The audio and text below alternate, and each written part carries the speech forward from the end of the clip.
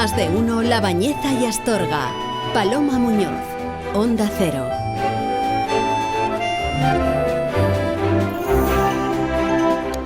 Bueno, pues continuamos en esta mañana de martes y es el momento de saludar una semana más a nuestra psicóloga favorita, nuestra psicóloga de cabecera, Ruth Fernández Matía. Ruth, muy buenos días, ¿qué tal? Buenos días, Paloma. Bien, aquí andamos. Bueno, estupendo. Bueno, hoy nos vas a hablar de un tema, bueno, pues a lo mejor muchos de nuestros oyentes se sienten identificados porque nos vas a hablar de los ataques de pánico. Yo no sé si es muy habitual, muy frecuente que tengamos ataques de pánico, Ruth. Sí. Mira, he querido hablar de esto porque es verdad que en consulta viene un montón de gente que presenta, ¿no?, este tipo de trastornos.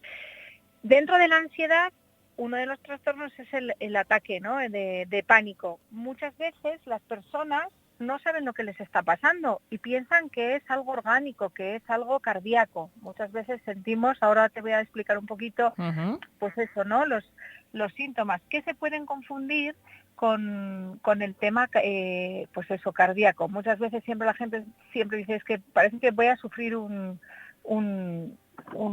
infarto, ¿no? Entonces esa aparición como inminente, súbita, de determinados síntomas físicos, que es lo que hace que a veces lo confundamos, y es pues que a veces notemos palpitaciones. Claro, ¿cuáles serían los síntomas más habituales de un ataque de pánico? Sí, pues eso, la taquicardia, ¿no?, la aceleración de esa frecuencia cardíaca, la sudoración, hay gente que empieza a sudar muchísimo, sobre todo pues las palmas de las manos, la frente. Ten en cuenta que siempre es la activación del sistema nervioso simpático, que siempre insisto en él, que por eso luego explicaré lo importante que es poner en práctica la respiración para activar el otro sistema nervioso que para a todos estos síntomas físicos, porque notamos como mucho temblor, incluso hay gente que tiene un poco como de sacudidas, que como que no controla, ¿no?, a nivel muscular, la sensación de que le falta el aire, esa dificultad para respirar, de asfixia, sensación de ahogo. Mucha gente se queja como que tiene molestias en la zona del tórax, incluso ganas de vomitar, llega la gente a tener esas náuseas, malestar abdominal, sensación de mareo, como que estás como flotando, de aturdimiento. Hay gente que se llega a desmayar, ¿no? Entonces, bueno, y una importante que viene mucha gente también a veces a la consulta, lo que son las parestesias, que es la sensación como de hormigueo en una zona del cuerpo. Eso es también muy común. Y luego la sensación de irrealidad, que se llama la desrealización, o de sensación de perder, o sea, de separarse de uno mismo, que se llama la despersonalización. Entonces, todo eso da una sensación como de me estoy volviendo loco, estoy perdiendo el control de mí mismo, que claro, un ataque de pánico, Paloma, hay que tener en cuenta, y yo siempre, que insisto mucho en la psicoeducación, la gente cuando viene, yo ya le presento una plantilla un poco a nivel informativo de lo que es un ataque de pánico. El ataque de pánico llega a su punto máximo, es decir, en lo peor, el pico, a los 10 minutos. Entonces, a los 10 minutos de empezar con ese ataque de pánico, luego ya se va a ir desvaneciendo. Puede durar hasta media hora, pero normalmente el pico máximo llega a los 10 minutos. Entonces, transmitir a nuestros oyentes que alguna vez cuando tenemos esta angustia extrema, ¿no?, de que parece que nos creemos morir, este episodio inesperado, sin ninguna causa aparente, transmitir un mensaje de tranquilidad, es decir, no es dañina ni peligrosa, no dura más de 10 minutos su punto máximo. Es intensa y desagradable, porque es verdad que es muy desagradable, pero no va a pasar nada, simplemente hay que intentar dejarla pasar. Si quieres ahora hablamos. Claro, hablamos un poquito más, sí, pero a mí me gustaría saber, Ruth, ¿por qué motivos se generan los ataques de pánico? ¿Cuáles son los motivos más habituales? Pues mira, normalmente lo suelen causar situaciones de estrés, ¿vale? O que a veces, incluso a nivel del cerebro, no distingue lo que comentamos muchas veces, lo real a lo imaginario. Entonces, muchas veces nuestra mente vive los peligros como muy amenazantes, los pensamientos sobre el futuro catastróficos, nuestro cuerpo lo vive en el presente. Entonces, cuando la amenaza supera ya esa gravedad imaginaria o real, que a veces es verdad que por situaciones que nos acontecen en la vida tenemos esas situaciones estresantes y no conseguimos afrontarlas, pues de repente empezamos a sufrir algún ataque de pánico. Empezamos a lo mejor con algún episodio de ansiedad leve y luego a lo mejor en el momento que menos te lo esperes, incluso suele pasar cuando más relajado estás. Hay mucha gente que dice, ostras, me ha pasado esto y luego me marché de vacaciones o me marché y justo me dio ahí la crisis, ¿no? Tuve una crisis de pánico. Te da cuando tú se te pasa ese estímulo, ¿no? De amenaza. Es como cuando tú estás ante, imagínate, siempre pongo el ejemplo, tú tienes un león delante, pues cuando tienes el león no te va a dar esa taquicardia, esas palpitaciones, sensación de ahogo. ¿Por qué? Porque tu cuerpo se está preparando para la amenaza, que es, tengo que luchar, o tengo que escapar, o tengo que huir. Entonces, cuando pasa ese peligro, es cuando tu cuerpo tiene que regular los dos sistemas nerviosos que estoy hablando antes, del sistema nervioso simpático y el parasimpático, y al regularlo es cuando nos aparece esa crisis de pánico. Bien. Es por eso lo que pasa. Entonces, es muy importante saber en cada momento o identificar en cada momento, pues sobre todo a nivel de respiración, cómo respiramos, es indicativo. La respiración cuando estamos nerviosos o estamos ante una situación de estrés siempre es una respiración superficial, rápida. O sea, toda emoción, Paloma, tiene un patrón respiratorio. Entonces, claro, depende cómo esté yo, estará mi respiración. Y es muy importante por eso entrenar la respiración para prevenir esos ataques de pánico. Bueno, ¿y cómo podemos enfrentarlos? ¿Qué podemos hacer, pues eso, aparte de la respiración que nos dices, en el momento que hayamos identificado que estamos sufriendo un ataque de pánico, qué podemos hacer para mitigar un poquito esos síntomas, para sentirnos un poco mejor? Porque la verdad es que nos hablabas de 10 minutos, incluso sí, algunos ataques de pánico un poquito más largos, 10 minutos que se pueden hacer muy largos, ¿no?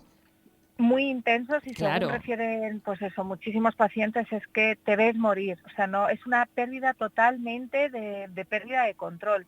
Entonces siempre digo, transmitir ese mensaje, tranquilidad, paciencia, calma.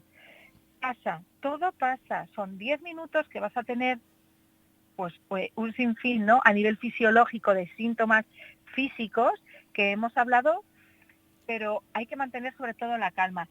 Lo primero que hay que intentar hacer es, si estamos, sobre todo hay mucha gente que le da incluso en centros comerciales, o sea, aléjate, ¿no? Busca un lugar tranquilo, apártate un poco del foco donde te está generando esa ansiedad, ¿no? Intentar que en esos momentos que cuando estás en los 10 minutos de máximo apogeo, a veces nada ayuda porque ya la respiración es tan alterada que como no lo tengas entrenado, volver a una respiración equilibrada, lenta y tranquila, pues cuesta en esos momentos. Entonces, yo mi consejo es que si la gente que, por ejemplo, no sabe manejarlo, lo primero es aléjate del foco e intenta visualizar un lugar donde donde te sientas bien. Yo muchas veces digo, son tus anclajes, un recuerdo de la infancia, un olor a ese jabón, ¿no? Que muchas veces decimos, este jabón, este olor me recuerda a la infancia. Visualiza a lo mejor esa playa donde has estado de vacaciones, algo donde te dé un poco de tranquilidad, para que tu mente, sobre todo es un poco engañar en estos momentos a la mente, que tu mente no vaya, y si me estoy volviendo loco, y si me va a dar un infarto, o sea, un poco controlar esos pensamientos. Incluso contar hacia atrás, ¿no? Pues engañar la mente, ¿cómo? Pues de 100 voy contando de 3 en 3. Claro, no es fácil porque en esos momentos tu concentración es cero.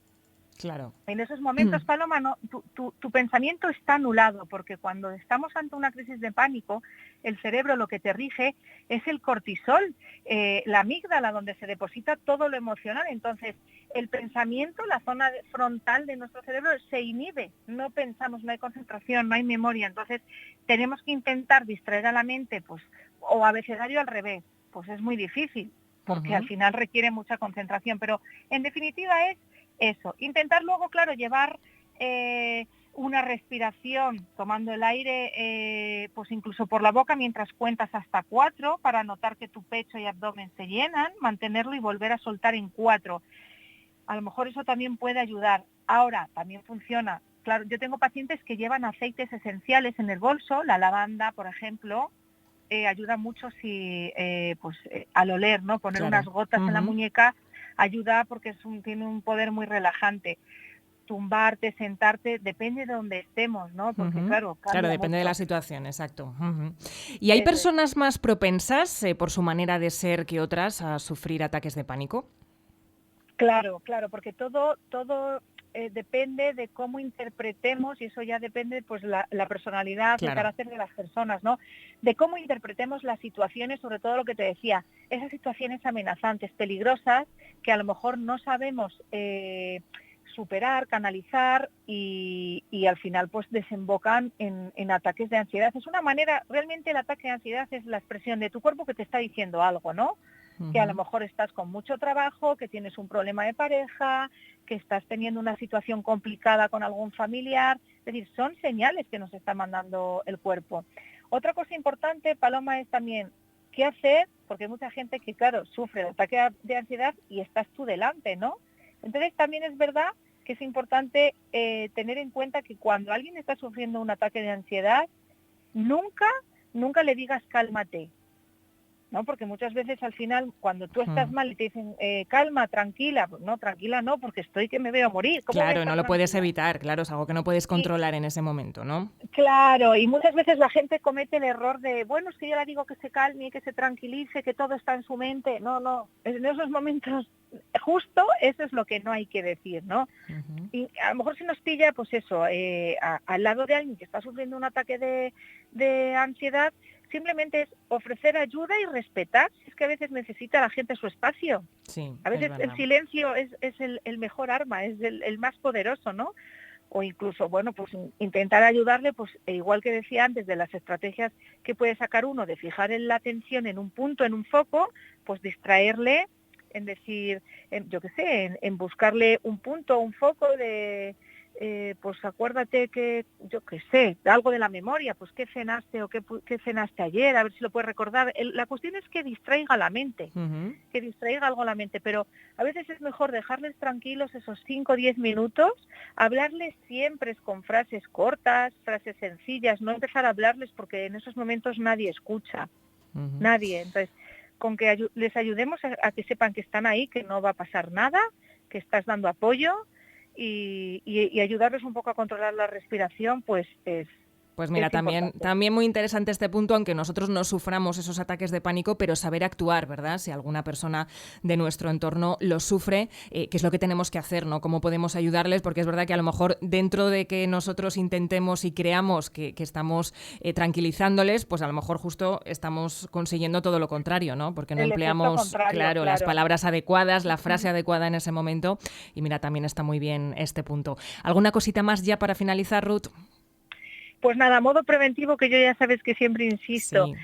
La gente que nos esté escuchando, es importante prevenir todos los trastornos en general la salud mental, ¿no? Pero los trastornos de ansiedad que últimamente acude tanta gente a consulta por esa sintomatología de encontrarse mal, de siempre tener como una amenaza constante en su cabeza, que se puede tratar, que no recurran directamente a lo mejor a esa medicación cuando a lo mejor si lo tratan de primeras a un nivel un poco más bajo, pues no dejar que esté a un nivel 10, que ya luego es cuando tengan que precisar tratamiento farmacológico, sino que acudan a un profesional donde a lo mejor les enseñe, y sobre todo la gente que tiene ansiedad y la gente que ha padecido algún trastorno de pánico no solo tiene uno, sino va a tener varios a lo largo de su vida. Entonces es importante enseñarles lo que te decía, el entrenamiento en la respiración es muy importante. Si ellos aprenden a respirar, pueden prevenir esos ataques de pánico. Oye, pues qué tema más interesante, Ruth. Como siempre, te damos las gracias una semana más y nada, te esperamos en 7 días con nuevo contenido, ¿de acuerdo? Gracias, Paloma. Feliz semana. Gracias a ti.